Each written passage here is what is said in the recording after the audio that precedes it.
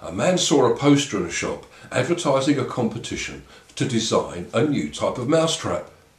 He had a brilliant idea, so he went into his garage and he sawed and he hammered and he glass papered and he glued, and eventually he had a totally original design. But before he submitted it for the competition, he thought he'd just go and ask his friend what he thought about it for a second opinion. So he knocked on his friend's door, and when his friend opened the door, he said to him, "Here, Bill," he said, "what do you think about this?"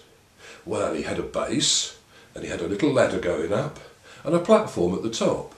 And there was a razor blade, very sharp, and a piece of cheese.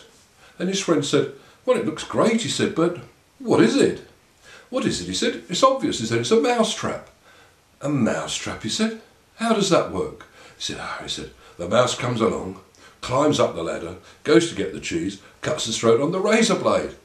"Oh," his friend said, "I'm afraid it'll never work." "What do you mean it'll never work?" "Well, there's something obviously you don't know about mice," he said. "They have very thick muscles in their neck here," he said, "and the razor blade just won't touch it." "Oh," he said, "I never realised that." So he went away and he thought for a little while, and suddenly he had a brainwave. So he went into his garage, played around for a bit, made a few adjustments, and changed the design. He knocked on his friend's door again, and he said, "Right, Bill," he said, "what do you think about this?"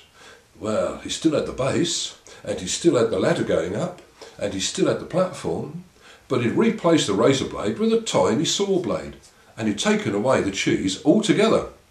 And his friend said, "How does that work now then?" He said, "Brilliant," he said, "brilliant." He said, "The mouse comes along, climbs up the ladder, looks over the top and goes, 'What, no cheese?'"